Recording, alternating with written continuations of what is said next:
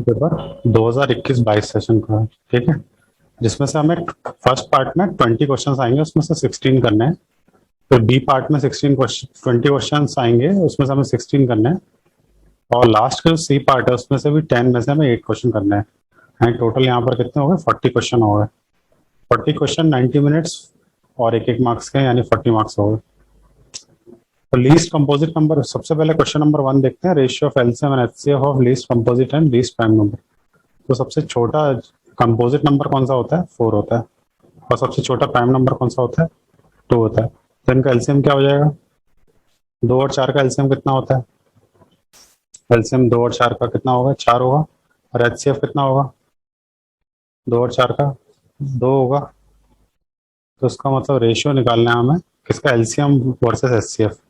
तो LCM versus HCF करोगे तो कितना आएगा? 2:1 आएगा। 2:1 किस ऑप्शन में? बी ऑप्शन में।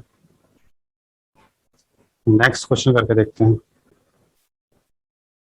Value of A for which lines this और दिस, ये दोनों लाइन से कोइंसाइड करती हैं, ठीक है।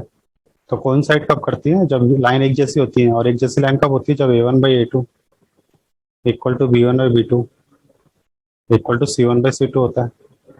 वैल्यूज रख दो जो यहाँ ऊपर लिखी हुई है ना, 7/21। ये दोनों तो सेम है, देखो 5×3 = 15 होता है, 7×3 = 21 होता है। c1/c2 मतलब 3/k। कोई सा भी एक रेशियो ले लो और कर दो इसको, k = 9 आ गया। k = 9 किस ऑप्शन में? ए में। इसका आंसर क्या हो जाएगा? Question number, walk 200 towards east, तो 200 मीटर ईस्ट की तरफ जाती है। 200 metre towards east. 150 metre towards north, तो 150 किधर चले गए? नॉर्थ की तरफ चले गए। तो यहाँ से ये डिस्टेंस बताना है स्टार्टिंग पॉइंट से, यानी ये वाला डिस्टेंस ए भी फाइंड करना है, ठीक है। तो find A B, Pythagoras theorem लगा सकते हो बहुत आसानी से। तो ये क्वेश्चन हो जाएगा सॉल्व, ठीक है। ए बी स्क्वायर कितना हो जाएगा? A B equal to under root of 200 square plus 150 square. एक तरीके से और कर सकते हो, जैसे 5×4 = 20 होता है, 5×3 = 15 होता है, यानी यहाँ पर 5×5 = 25, यानी 250 इसका आंसर आ जाएगा। चलो लिख लेते हैं, ऐसे ही कर लेते हैं। 15×15 = 225।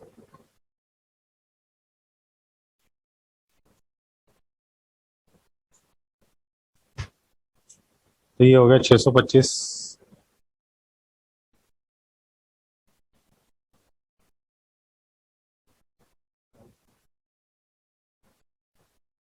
तो ये आंसर कितना आ गया?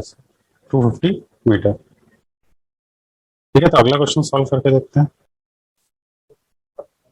Length of diagonals of rhombus are given. देखो दो डायगोनल होती है रोम्बस में, वो दी हुई है, एक 24 दी हुई है, एक 32 दी हुई है। Length of altitude of rhombus, यानी ये जो अल्टीट्यूड है रोम्बस का वो बताना है, ठीक है। इस टाइप से ये जो अल्टीट्यूड है ये बताना है। तो देखो एरिया दो तरीके से निकाल दो, है ना। एरिया ऑफ रोम्बस के बराबर ही रहेगा चाहे कोई सा मेथड लगाओ। तो फर्स्ट वाला कौन सा लगा देते हैं? हाफ d1 d2 लगा देते हैं। और दूसरा कौन सा लगा देते हैं? Base into height. दुनिया का कोई भी पैरेललोग्राम हो उसमें ये लगा सकते हैं, बेस इनटू हाइट, है ना। बेस इनटू हाइट मतलब अल्टीट्यूड। अब ये रोम्बस भी एक पैरेललोग्राम है, तो ये फॉर्मूला लग सकता है बहुत आराम से। तो देखो हाफ, अब ये क्वेश्चन खत्म हो गया। जिसको ये बात पता होगी वही कर सकता है, नहीं तो वैसे ये डिफिकल्ट है। बेस, बेस अभी निकाला नहीं है, बेस निकालना पड़ेगा। हाइट, अल्टीट्यूड, अल्टीट्यूड फिर पता चल जाएगा। तो सबसे पहले तो बात आती है कि बेस निकालना पड़ेगा, ठीक है। बेस कैसे निकालेंगे? इनकी मदद से, है ना। ये आधा कितना हो जाएगा? 12, ठीक है। ये आधा 12 और ये कितना हो जाएगा? और 16, ठीक है। तो आधे आधे डायगोनल करनी पड़ेंगे। 32 का आधा करोगे तो कितना आएगा? 32 का आधा करोगे तो 16 आएगा। 24 का आधा करोगे तो कितना आएगा? 12 आएगा। तो ये कितना हो जाएगा? पाइथागोरस थ्योरम लगा सकते हैं यहाँ पर। पाइथागोरस थ्योरम लगा के बेस निकालते हैं। बेस इज इक्वल टू, सारी साइड बराबर होती है ना, बेस निकालना तो सारी साइड निकालनी। ये कितना हो गया? 144। 16 का 256, कितना आ रहा है ये? 300 400 आ रहा है, तो मतलब 20। तो बेस कितना आ गया हमारा? 20 आ गया। तो देखो 2-3 चीजें लग गई हैं इस क्वेश्चन में। अब देख लेते हैं कितना आएगा। तो ये होगा 24 32/2 इंटू 20, ये एल्टीट्यूड आ रहा है हमारा। 4 6 जा, 4 5 जा, 2 3 जा, अब ये कितना हो गया? 3 2 जा, 3 3 जा बाई 5,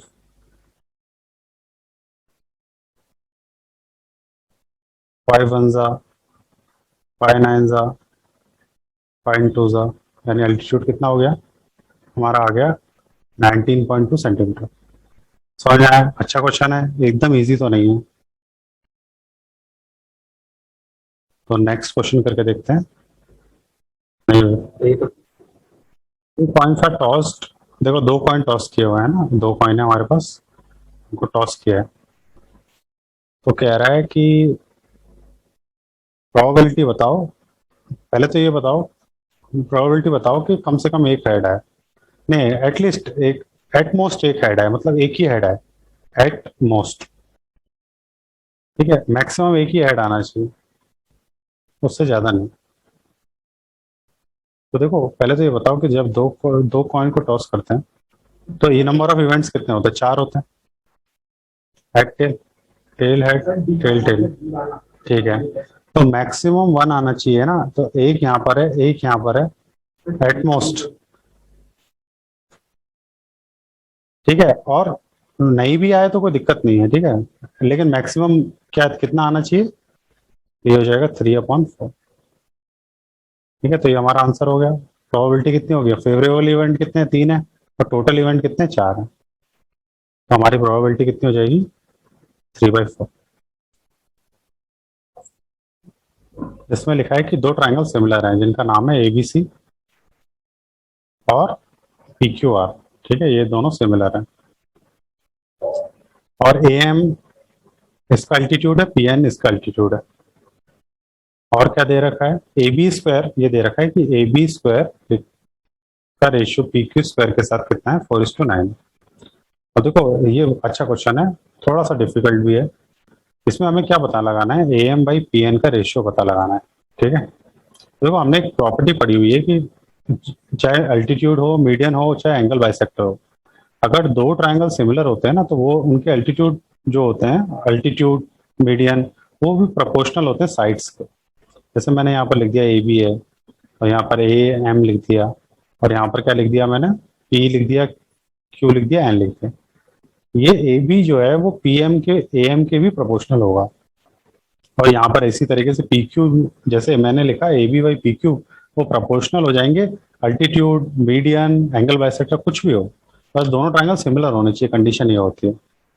तो ये जो A B by P Q है, ये A M by P M के रेशियो के बराबर हो जाएगा। यानी ये जो लिखे हुए, इनको रिप्लेस करके मैं लिख सकता हूँ A M by P N का स्क्वायर। और हमें रेशियो किसका पूछा है? इसका पूछा है, तो यहाँ स्क्वायर रूट करना पड़ेगा। तो स्क्वायर रूट करोगे तो कितना आएगा? 2:3। कौन से ऑप्शन में आ रहा है 2:3? ये आ रहा है हमारे डी ऑप्शन। तो इस तरीके से ये थोड़ा सा अच्छा क्वेश्चन है। सातवां कर लो। 2 sin² beta minus cos² beta equal to 2। तो 2 sin² बीटा कितना हो जाएगा? 2 प्लस, नहीं, ऐसा करते हैं, cos² बीटा को क्या करते हैं, चेंज कर लेते हैं 1 - sin² बीटा में। सही है, और तो कुछ करना नहीं है। तो 2 sin² beta -1 plus sin² beta equal to कितना होगा? 2। तो 2 + 1 3 होता है, 3 sin² बीटा इक्वल टू 2 + 1। तो 3 sin² beta equal to 3 sin² beta equal to 3/3 sin² beta equal to 1, यानी sin beta is equal to 1। तो बीटा कितना हो जाएगा? 90 डिग्री हो जाएगा। ठीक है, बस इतना पता करना था हमें। डिनोमिनेटर्स ऑफ रैशनल नंबर, ये एक ऐसा नंबर दिया हुआ है जो कि टर्मिनेट हो गया। तो अगर कोई नंबर टर्मिनेट हो जाता है तो उसमें से क्या हो सकता है? तो क्या 3 आ सकता है? उसमें नहीं आ सकता। क्या उसमें 3 आ सकता है? उसमें नहीं आ सकता। क्या उसमें 2,5 आ सकते हैं? यस आएंगे। उसके बाद डी में क्या उसमें 3 आ सकता है? नहीं आ सकता। तो आंसर क्या हो गया? ये क्वेश्चन नंबर 9 करते हैं। देखो उसमें दो लाइन दी हुई है, X is equal to A और Y is equal to B. तो ये किस तरह की लाइन होंगी? तो बना के देख लेते हैं जल्दी से। एक्स इक्वल टू ए यहाँ कहीं होगी, है ना, और वाई इक्वल टू बी यहाँ कहीं होगी। तो कैसी लाइन होगी? इंटरसेक्टिंग लाइन होगी। ऑप्शन नंबर हमारा कौन सा हो गया? ए हो गया। ठीक है। तो क्वेश्चन नंबर 10 में क्या करना है? Distance of point A -5 from origin. वो ओरिजिन से डिस्टेंस निकालना है। -5, ये इजी है, ठीक है, इसमें कुछ नहीं है। 0 0 से ये डिस्टेंस निकालना है। तो ये कितना हो जाएगा? 25 + 36। तो ये हो गया रूट 61 यूनिट्स आ गया। ठीक है। तो यहाँ तक हो गया, हमारे 10 क्वेश्चन हो गए। क्या करना है? Question number 11। ए स्क्वायर दिया हुआ है 23/25। तो जब ए लोगे तो क्या करोगे? स्क्वायर रूट करोगे दोनों तरफ। तो स्क्वायर रूट करोगे तो ऐसा दिखेगा। अब देखो ऊपर वाला जो है रूट के अंदर प्राइम नंबर है तो ये इरेशनल हो जाएगा, और नीचे वाला कैसा हो जाएगा? रैशनल। तो ये जो पूरा ओवरऑल नंबर कैसा बन जाएगा हमारा? इरेशनल बन जाएगा। ठीक है। तो इसका आंसर क्या हो जाएगा हमारा? Option number B. Question number 12 देख लो। 12 में क्या करना है? एलसीएम दिया हुआ है। दो नंबर है हमारे पास, एक्स और 18। उनका एलसीएम और एचसीएफ कितना दिया है? वो दिया हुआ है। एलसीएम दिया हुआ है 36, एचसीएफ दिया हुआ है 2। तो हम जानते हैं LCM into HCF, LCM into HCF is equal to product of two number होता है। बस इतना ही लगा देना है। तो ये हो गया 36 × 2। तो सिलेबस में एलसीएम एचसीएफ है, इसको जरूर पढ़ लेना। बहुत सी जगह पे ऐसा कहा कि ये आ ही नहीं रहा है। ठीक है। तो ये कितना हो गया? 4। एक्स इज इक्वल टू 4 हो गया हमारा। ठीक है। तो अगला क्वेश्चन देखते हैं। Question number in right triangle ABC, right angle at B, tan A जो है एबीसी, tan ए जो है वो दिया हुआ है √3। तो tan ए अगर √3 दिया हुआ है यानी वो कितना, कितना ए की वैल्यू कितना रखें जिससे कि √3 आ जाए? तो tan 60 जो होता है वो √3 होता है। तो इसका मतलब ए की वैल्यू कितनी रखनी पड़ेगी? 60 डिग्री। तो ए की वैल्यू 60 होगी तो सी की वैल्यू कितनी हो जाएगी? 30 हो जाएगी। अब यहाँ पर ये सब जो भी लिखा है इसमें वैल्यू रख दो बस। cos ए, cos सी, माइनस sin ए, sin सी। ठीक है। तो यहाँ पर वैल्यू रख लो। cos 60, cos 30, sin 60, sin 30।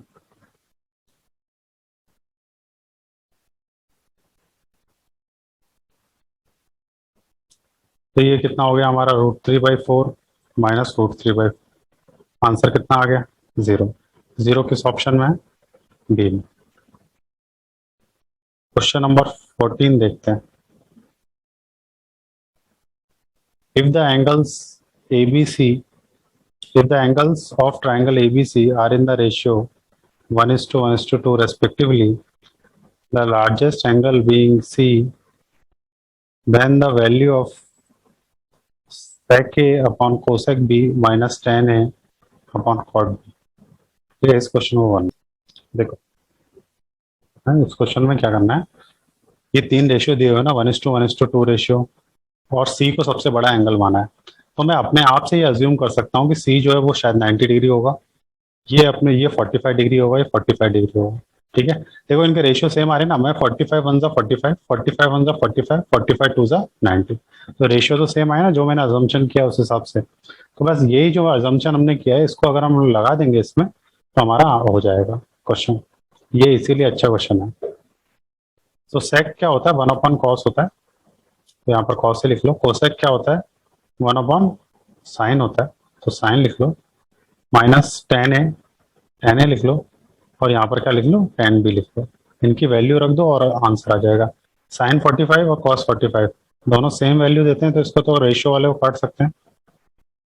ठीक है, ये तो 1 हो जाएगा, माइनस टेन बी, 10 45 और 10 45। 10 45 कितना होता है, 1 होता है, 1 इंटू 1, तो यानी 1 माइनस 1 इक्वल टू 0। 0 है किसी ऑप्शन में, 0 बी ऑप्शन में, नहीं 0 ए ऑप्शन में।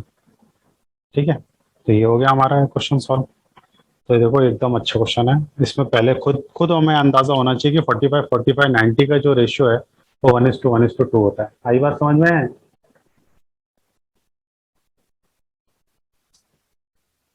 बात क्वेश्चन कर रहे हैं, question number 15, the number of revolution made by a wheel of radius 0.7 metre. तो एक व्हील है जिसका रेडियस 7/10 मीटर है, उसको 176 मीटर अगर जाना है तो कितने रिवोल्यूशन करेगी? तो पहले 1 रिवोल्यूशन में कितना टाइम लगेगा, नहीं 1 रिवोल्यूशन में कितना दूर जाएगी, 1 रिवोल्यूशन में कितना दूर जाएगी, 2 पाई आर।